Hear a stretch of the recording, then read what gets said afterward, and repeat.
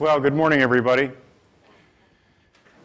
So my original topic today was to address the innovation in the product development process as it relates to batteries, energy storage, to talk about how we define products so that customers will want to buy them, and then lastly, some sort of blood and guts discussion about the product development process, and specifically a stage gate process, which those of you that have been involved in new product development, a stage gate process is a way of managing new product development. But I thought about these topics, and I thought about them a lot. And for energy storage, I actually don't think these are the right questions. These questions speak a whole lot to detailed execution, trying to answer the question, I think, why don't we have better batteries? And why can't we develop better batteries faster? Moore's Law here, who knows what Moore's Law is? I'm sure everybody does. Essentially, the power of a processor, of a microprocessor, will double every 18 months. And compared to that metric, batteries, I think it's fair to say, move at a glacial pace. So we're not even in the same ballpark, we're not even in the same continent in terms of how fast battery technology improves versus other technologies. And so I wanted to talk a little bit about my opinions on why there's that gap and why it takes so long to develop energy storage devices, and hopefully give the audience an appreciation that, you know, we're not making iPads here, we're not developing software, that the problems the industry face are very, very challenging problems. So there's been a lot of promises, right? In other words, if you would look back the last 10 years, I should have a laptop that could run for a couple of days. We should all be driving electric cars, hydrogen, you know, there'd be no emissions, life would be grand. So there's been a lot of broken promises, both from this point of view of small batteries that would be used in hearing aids or laptops, but also grid storage and utility scale batteries. The promises of what the analysts and futurists and engineers, all of those promises have really not we've not seen those. And I want to point out a statistic here. Electric vehicles, we read about electric vehicles all the time.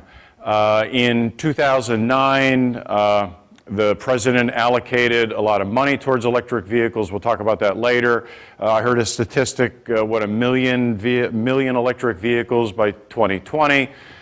The reality is, and this data comes from a number of people a lot smarter than me, but in 2020, the number of pure electric vehicles or plug-in HEVs is only going to be 6.8 million vehicles.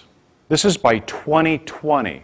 How many of you thought that you might be driving an electric vehicle, you know, in maybe 5-6 years?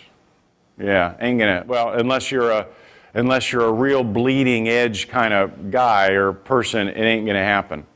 You might be driving a vehicle with a battery in it that provides some benefits that you don't have right now, but in terms of a pure electric vehicle, or even a vehicle like the Chevrolet Volt, which is a plug-in electric vehicle, means it can run on a gas engine and an electric motor. The chances of the people in this room driving that vehicle within the next 5-6 years, there won't be many of us. And the statistics show that out of 54 million vehicles, this is worldwide, less than 7 million of those will be electric vehicles. And the internal combustion engine, trust me, is alive and well. There's a lot of companies doing a lot of things to try to improve fuel economy and lower CO2 emissions. And the general sense of the industry is that there's a lot of ways to go.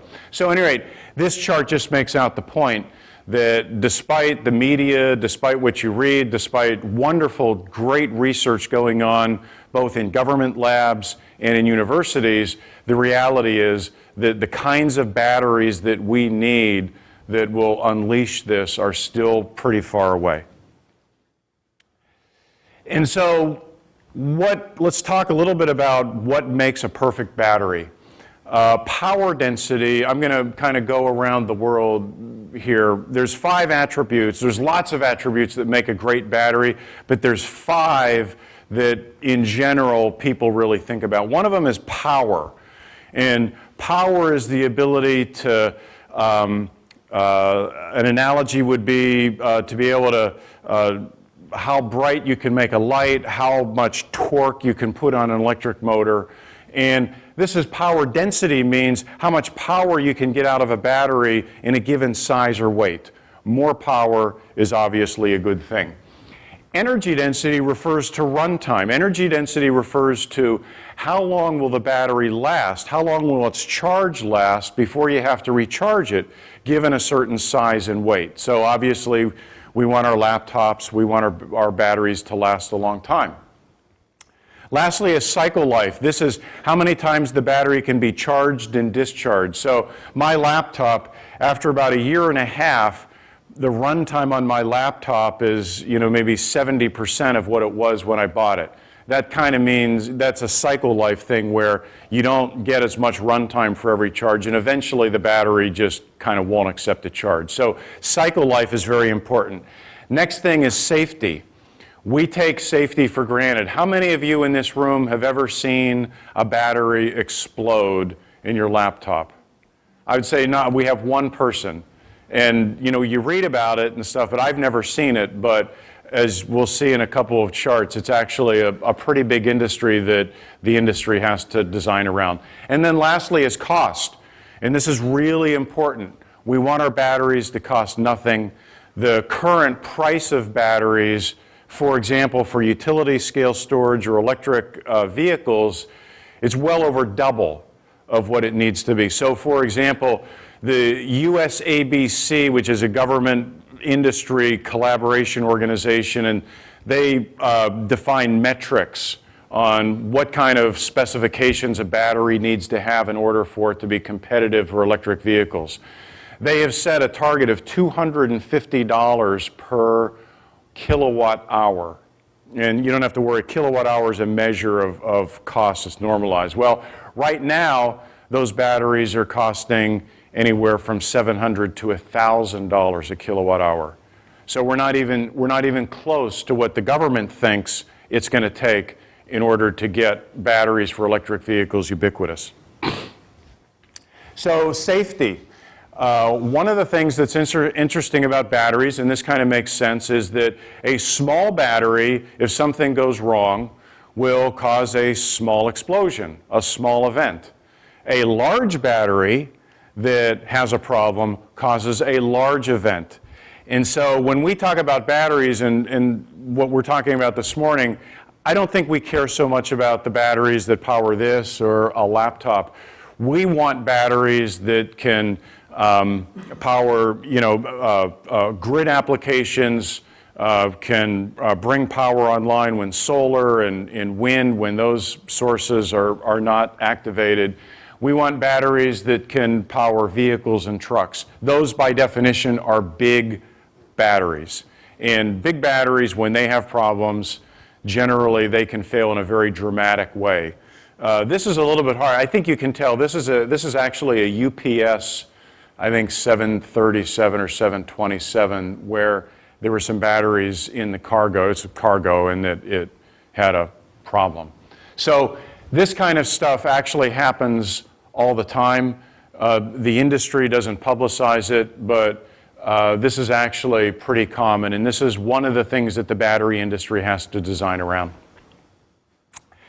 Let's talk a little bit about a performance gap. This is a kind of a complicated chart, and it's from KEMA. And basically what we have here is, on this axis, we have energy density, kilowatts per ton, And on this axis, we have energy density, kilowatts per cubic meter. So where you want to be is in this quadrant right here. Small, light batteries that can last a long time. And where the technology is right now in grid storage, lead-acid batteries are the predominant technology. So right now we're down here.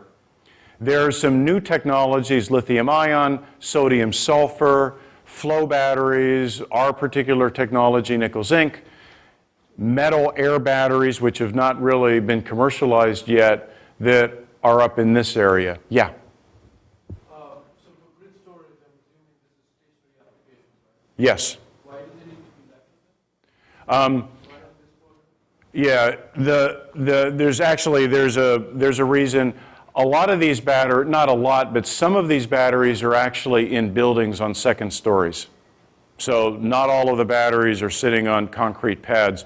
But in fairness, this, for grid storage applications, the cubic meters would be more important than the weight. But there are actually a lot of batteries that sit on second floors. It's a good question.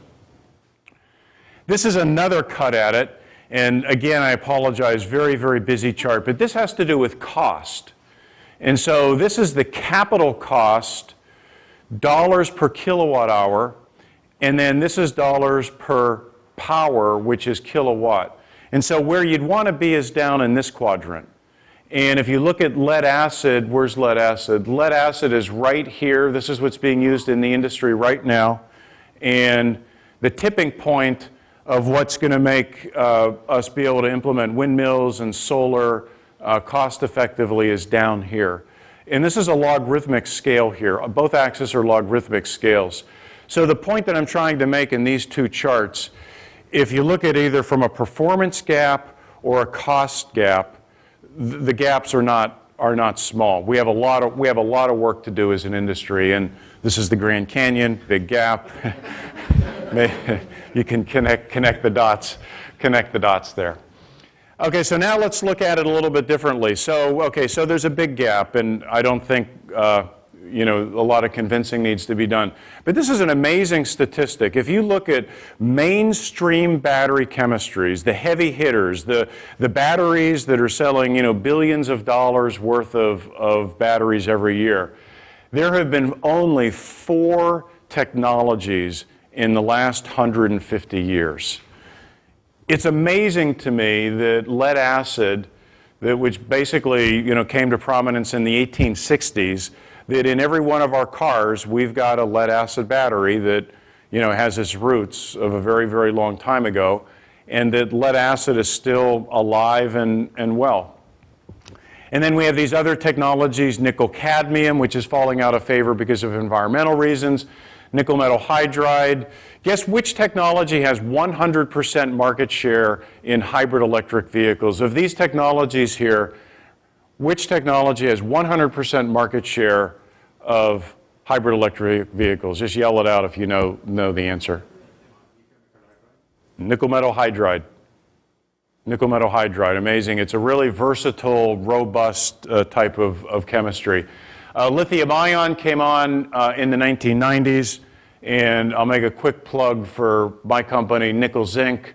We think that we're on our way to being able to commercialize that chemistry as well. But the point is that 150 years, 5 chemistries, we're not talking about Intel here. We're talking about something very different.